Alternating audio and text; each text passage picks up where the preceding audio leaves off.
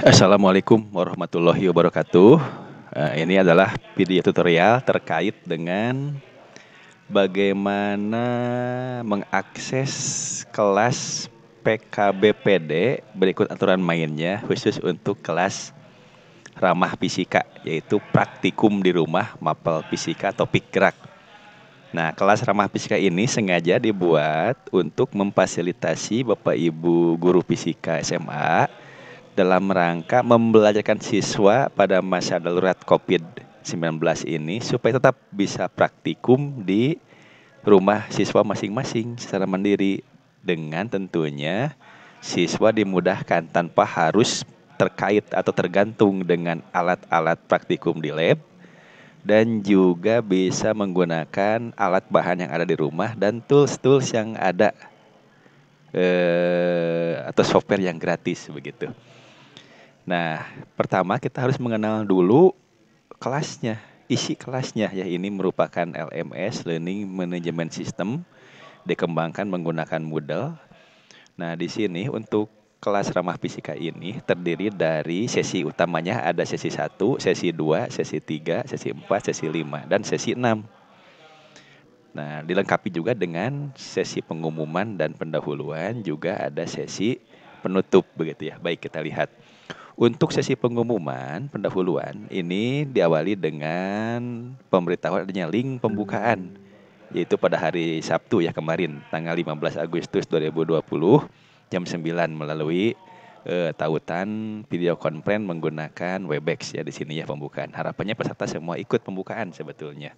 Tapi karena beberapa kendala peserta belum dapat mengakses informasi ini. Kemudian pengumuman. Nah, ini pengumuman terkait dengan identitas kelasnya gitu ya. Kapan kelas ini dilaksanakan? Nah, di sini tanggal 15 sampai 27 Agustus. Ini untuk angkatan ke-1. Siapa fasilitatornya? Dan yang penting lagi Bapak Ibu, silahkan download dulu panduannya. Diklik saja nih download panduan PKB-nya, di-download. Nah, untuk ini jenjang SMA, diklik saja di download ya. Nah, kemudian baca secara tuntas. Ini baca, ini panduan SMA seperti ini. Di dalam panduan ini lengkap diceritakan mengenai latar belakangnya atau rasionalnya mengapa diklat ini dibuat atau diadakan. Kemudian juga dasar hukumnya, kemudian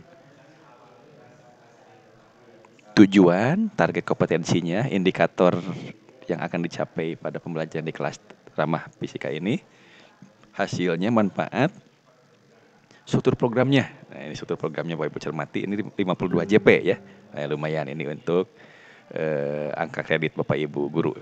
Kemudian juga pelaksanaannya kapan begitu ya. Sasarannya, sarana prasarananya, pendanaannya, dan seterusnya sampai ke jadwal. Ini yang penting. Walaupun diklat ini online, sebetulnya ini merupakan diklat tatap muka yang delivery sistemnya dilakukan secara online. Jadi ada kewajiban setiap hari tatap muka. Kita lihat di hari ke-1 tanggal 15 ini kegiatannya sinkronus ya, berupa video conference menggunakan Webex terkait pembukaan kebijakan orientasi diklat dan tes awal yang ada di LMS-nya. Hari kedua ini sudah di kelas masing-masing. Ini mengkaji sesi berikutnya, yaitu sesi 1. Ini diawali dengan 2 jam pelajaran pertama ini sinkronus, yaitu Pikon menggunakan Big Blue Button. Setelah jam 10.30 Bapak Ibu secara mandiri mengerjakan kegiatan-kegiatan sesi 1 secara asinkronus. Jadi bisa diskusi, melalui film diskusi, dan Bapak Ibu mengerjakan tugas dan menguploadnya, mengisi kuis, kemudian juga mengisi angket, feedback ya, atau umpan balik sesi 1. Nanti diakhiri di jam 13.30 sampai 15 itu juga pikon lagi secara sinkronus menggunakan Big Blue Button terkait dengan penyelesaian kegiatan sesi 1. Dan selanjutnya untuk hari ketiga tanggal 19 berulang terus untuk sesi berikutnya, sesi 2, sesi 3, sesi 4, sesi 5, dan sesi 6. Untuk sesi 6 ini dikerjakan selama 2 hari. 2 hari terkait dengan materi mengembangkan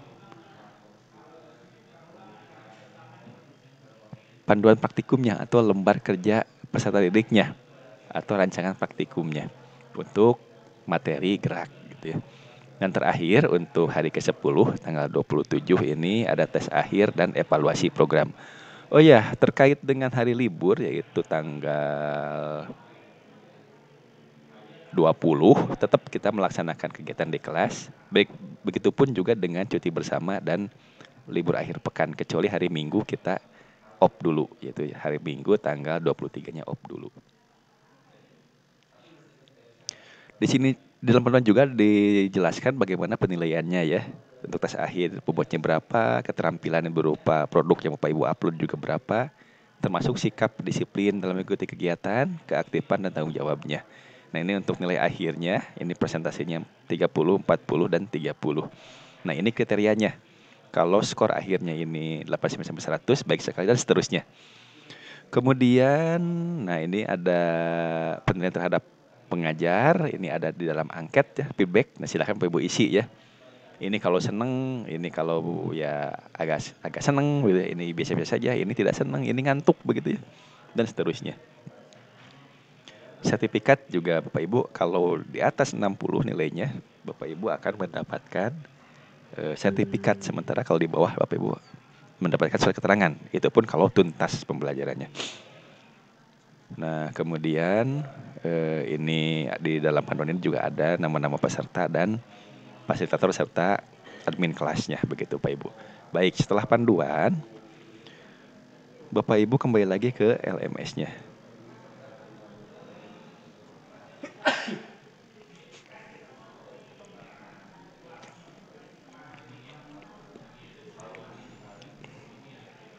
Nah, setelah Bapak Ibu mengerjakan tes awal, sejumlah 20 soal pilihan ganda, Bapak Ibu mendapatkan skor awal, Bapak Ibu bisa masuk ke sesi 1.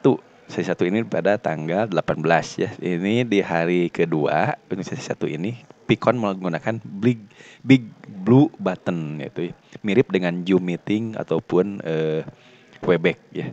Atau Google Meet, ini sama. Ini fiturnya Big Blue Button sehingga akan terekam melalui LMS-nya. Nah, setelah itu cara bukanya klik kanan saja, open link in new tab ya.